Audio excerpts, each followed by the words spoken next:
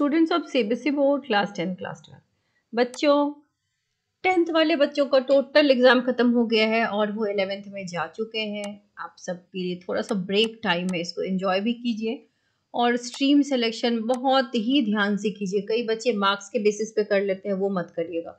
Think what you have to do in your life, career में क्या करना है, क्या बनना है, उस हिसाब से डिसीजन लीजिए, not on the basis of marks. क्योंकि मैंने बहुत ऐसे बच्चे देखे हैं जो 10th में अच्छे मार्क्स आ जाते हैं, उनका मैथ्स पहले नहीं सही होता लेकिन वो पीसीएम ऑप्ट कर लेते हैं और फिर बाद में दे स्ट्रगल अलॉट। कई बच्चे जो है मतलब इस सब मार्क्स के बेसिस पे स्ट्रीम सिलेक्शन मत कीजिए, हर स्ट्रीम का अपना बेनिफिट है। आज कुछ अच्छी बातें आप सबके साथ शेयर करने जा रही हूँ। 11th के बच्चे भी 12th में चले जाएंगे भाई, उनका बोर्ड अब आ रहा है। अब देखते हैं 12th वाले बच्चों के एग्जाम्स में और 10th वाले बच्चों के एग्जाम्स में इस बार क्या इश्यूज हुए जो सीबीएसई की नई फॉर्मेट की वजह से हुई। 2025 का जो एग्जाम हुआ है, students have faced a lot, चाहे वो 10th का बच्चा हो 12th का बच्चा हो। तो बेसिकली 2020 न्यू एजुकेशन पॉलिसी जब से लॉन्च हुई है, इस पॉलिसी का बेसिकली ये कहना था कि भाई क्वेश्चंस, हम एग्जाम को बर्डन नहीं बनाना चाहते। रोट लर्निंग मेथड जो था उसको हटा करके कॉन्सेप्ट बेस्ड स्टडी करवाएंगे। कई चैप्टर्स डिलीट किए गए, कई चैप्टर्स इंसर्ट किए गए सीबीएसई के एग्जाम्स में और एक ट्रायल किया गया कॉम्पिटेंसी बेस्ड क्वेश्चंस का। 2022 में कॉम्पिटेंसी बेस्ड क्वेश्चन सिर्फ 20% था, 23 में 30% हो गया, 24 में 40% हो गया और सीबीएसई के 2025 में इसको बढ़ा करके 50% कर दिया गया। तो जैसे जैसे कॉम्पिटेंसी बेस्ड क्वेश्चंस के परसेंटेज बढ़ गए हैं, अब इसके अलावा जो लॉन्ग एंड शॉर्ट आंसर्स है, जहाँ पे सीबीएसई कहती है स्टेप मार्क्स मिलते हैं या फिर अटेम्प्ट के नंबर मिलते हैं, उन क्वेश्चंस के नंबर ही घट चुके हैं। सीबीएसई का आज के डेट में 70% क्वेश्चन एमसीक्यू हो गया। तो बेस्ड ऑन 30% बच्चे अटेम्प्ट कितना ले पाते हैं और क्वेश्चन का लेवल कॉम्पिटेंसी बेस्ड क्वेश्चंस की वजह से इतना अप हो चुका है कि अगर ग्राफ ही देखो आप, 21 से ज्यादा 22 का डिफिकल्ट था, 23 का डिफिकल्ट होता गया और ये ग्राफ ऊपर की तरफ जा रहा है और that is making the exam really difficult और उसकी वजह से सीबीएसई का रिजल्ट भी हैम्पर हुआ है। ऐसा नहीं है कि परसेंटेज जो है सीबीएसई के अच्छे आते जा रहे हैं। तो इन सभी प्रॉब्लम्स को देखते हुए सीबीएसई ने अगले साल के बच्चों को एक बहुत बड़ा बेनिफिट दिया है, दैट इज, हालांकि डिस्कशन आपके सेशन के टाइम से ही चल रहा था कि 2 बोर्ड सिस्टम लॉन्च करेंगे, but it couldn't B launched in your session. अगले सेशन के बच्चों के लिए यह है कि एग्जाम का पेपर इजी देंगे ताकि बच्चे बर्डन अप ना हो, स्ट्रेस ना बढ़े बच्चों का, एग्जाम को मजाक की तरह लें, आराम से दें, कोई टेंशन ना ले, फ्री रहे बच्चों का दिमाग। लेकिन ऐसा है कि जैसे मैथ्स पीसीएम वाले बच्चे जेई देते हैं, तो वहां तो 75% क्राइटेरिया है ना, तो वो मीट नहीं होती, तो फिर इसका मतलब बर्डन तो है, ऐसा नहीं कि बर्डन नहीं है। फिर पासिंग क्राइटेरिया भी तो है, ऐसा तो नहीं कि हर बच्चा पास हो जाता है। कम से कम 5 to 7% बच्चों की हर साल कंपार्टमेंट आ जाती है, ऑलमोस्ट 1 लाख बच्चों की कंपार्टमेंट आ जाती है। तो इसका ये मतलब है कि मार्क्स का प्रेशर तो फिर भी बच्चों पे है। तो इस साल के बच्चों ने काफी डिफिकल्ट पेपर सेट देखा है, फिजिक्स का पेपर, मैथ्स का पेपर, केमिस्ट्री का पेपर फॉर क्लास 12। 10th वालों का भी मैथ्स उतना ही मुश्किल आ गया, साइंस मुश्किल आया, एसएसटी मुश्किल आया, तो मुश्किल का लेवल बढ़ गया है। तो ये सेशन ने सबसे ज्यादा फेस किया है डिफिकल्टी। तो ये सारी चीजें जो हो रही हैं, अब बच्चे परेशान हो रहे हैं। पीसीएम वालों के ये तीनों ही सब्जेक्ट्स मुश्किल आ गए, 10th वालों का भी, तो बच्चे काफी ज्यादा परेशान तो हैं ही हैं। इसके अलावा कुछ और चीजें भी हुई, जैसे आपका डेट शीट बहुत पहले आ गया था, हिंदी एग्जाम जो है वो क्लैश हो रहा था होली डे से, तो फिर बीच में एक नया नियम लगा कि भाई जो बच्चे एग्जाम नहीं दे पाएंगे वो एक दिन बाद एग्जाम, मतलब उनका एग्जाम रीशेड्यूल हो जाएगा। तो again this was a problem. इतनी बार एनटीए के साथ डिस्कशन होने के बावजूद some of the days of exam is clashing with JEE mains session 2 also. तो ये सारी प्रॉब्लम्स जो है वो 2025 के बच्चों ने फेस किया है। इससे भी मुश्किल, सबसे मुश्किल प्रॉब्लम जो बच्चे फेस करते हैं, जिसपे सीबीएसई को एक्चुअली वर्क करना चाहिए, वो है पासिंग क्राइटेरिया फॉर क्लास 12। अगर इस प्रॉब्लम का सॉल्यूशन सीबीएसई ले आए, जैसे क्लास 10th में आप देखना कभी भी 95% से कम पासिंग नहीं होती है।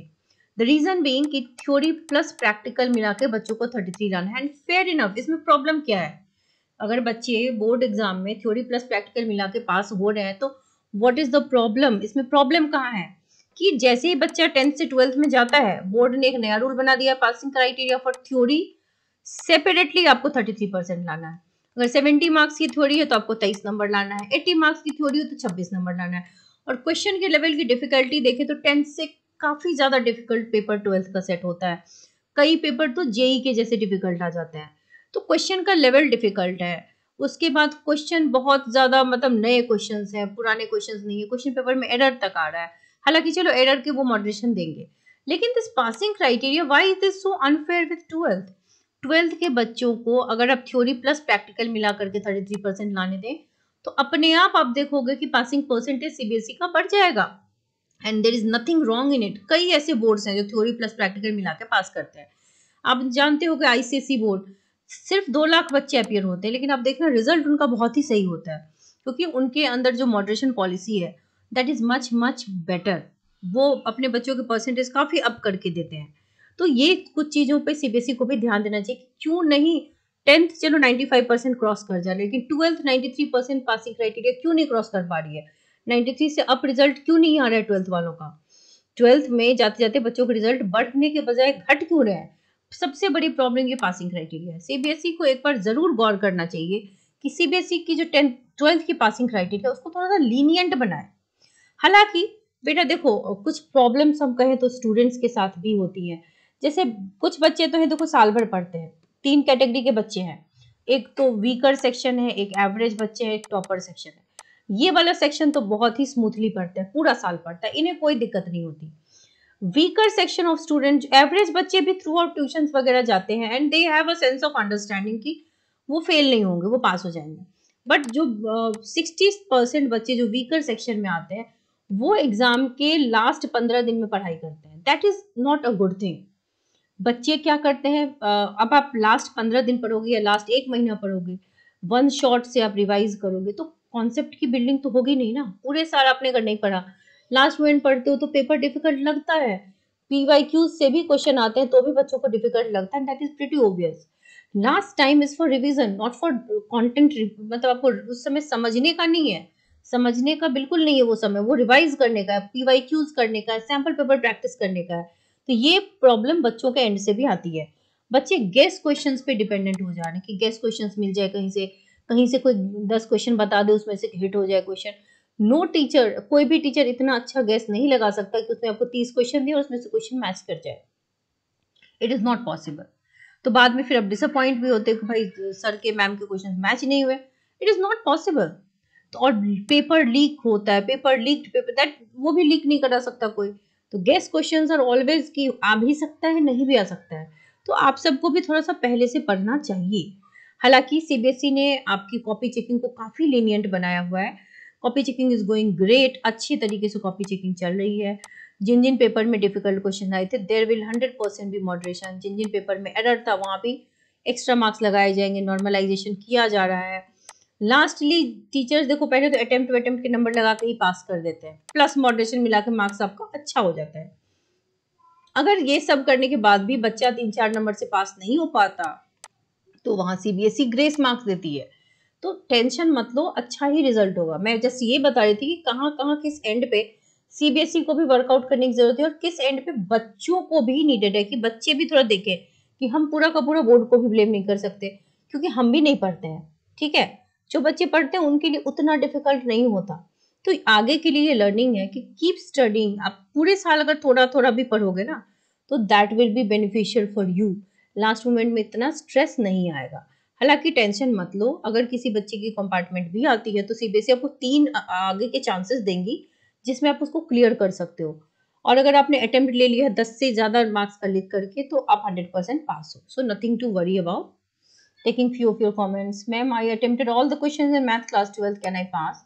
यस बेटा, अगर आपका अटेम्प्ट रेलेवेंट है, क्योंकि मैथ्स में तो स्टेप मार्किंग भी होगी।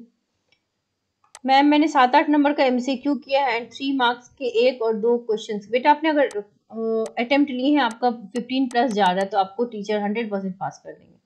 कुछ लोग कह रहे हैं कि कोई ग्रेस मार्क्स है, बेटा ऐसा तो हो ही नहीं सकता ग्रेस मार्क्स ना मिले। I have shown you marksheets, कई बच्चों की मार्कशीट्स दिखाई हैं जो मैंने आपको ऑन डॉट दिखाया है कि फिजिक्स में 23 नंबर, केमिस्ट्री में 23 नंबर एक ही मार्कशीट में है।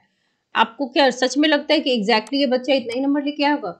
It's not possible. इस बच्चे का 16-17 बन रहा होगा, प्लस अटेम्प्ट वगैरह लगा करके ग्रेस लगा करके पास किया जाता है। आपने अगर 5-7 नंबर का ही लिखा है तो how will a teacher let you be getting 23? तो वहां पर टीचर नहीं कर पाते हैं, तो वो बच्चे चले जाते हैं कंपार्टमेंट की कैटेगरी में। तो आप सीबीएसई को यहाँ पर ब्लेम नहीं कर सकते बिकॉज आपने भी नहीं लिखा है ना। ग्रेस मार्क्स मिलते हैं, मॉडरेशन भी मिलता है, सीबीएसई की पॉलिसी में moderation. Go to the CBSE website और जाकर के वहां पे चेक कर लीजिए, इट इज देयर। किसी के कह देने से मॉडरेशन नहीं लगे ऐसा हो नहीं सकता। हाँ, सीबीएसई ऑफिशियली बताती नहीं है किस सब्जेक्ट में कितना लगाया है, that is the internal policy, लेकिन लगती तो है। मेरे फिजिक्स में 45 बन रहे हैं, मैंने पीछे से पेपर चालू किया था बेटा, उससे कोई प्रॉब्लम नहीं, आगे पीछे कहीं किसी भी सेक्शन से आप स्टार्ट कर सकते हो, आपके फिर अच्छे मार्क्स आ जाएंगे क्योंकि moderation will also be there. Ma'am मेरा केमिस्ट्री में 9 नंबर का थ्योरी एग्जैक्ट सही है, +3 एमसीक्यू सही है, ठीक है बेटा, आप डेफिनेटली पास हो जाओगे, डोंट वरी। आपने अटेम्प्ट भी लिया है, डरो मत। कई लोग डरा भी रहे हैं, मैंने देखा है, डरो मत, डरने की जरूरत नहीं है। आप 10+ लाए हो तो पास हो जाओगे, ठीक है। और अगर कंपार्टमेंट देना ही है तो डरने से क्या होगा, दे देंगे कंपार्टमेंट, हर साल बच्चे देते हैं। जस्ट इन केस किसी का मान लो कि कंपार्टमेंट ही आ गया तो there is no big deal, आप कंपार्टमेंट की तैयारी करोगे, एग्जाम दोगे, पास होगे, न्यू रिजल्ट मिलेगा, किसी को पता भी नहीं चलेगा कि कंपार्टमेंट आई थी। आप किसी को बताना मत, दैट्स इट, मत बताना, रिजल्ट दिखाने की क्या जरूरत है, मत दिखाओ, आप बोल देना मैं पास हूँ और एग्जाम दे करके पास हो जाना। मैम इंग्लिश पेपर का टाइम कंज्यूमिंग था पेपर। हाँ बेटा, पेपर्स एग्जैक्टली टाइम कंज्यूमिंग आए हैं इस बार, so this is the reality of board exams. हालांकि सीबीएसई फॉर्मेट चेंज कर रही है, let us hope and pray कि इस साल कॉपी चेकिंग काफी लीनियंट हो और पासिंग परसेंटेज पिछले बार से भी ज्यादा सही आए। Wish you all the very best.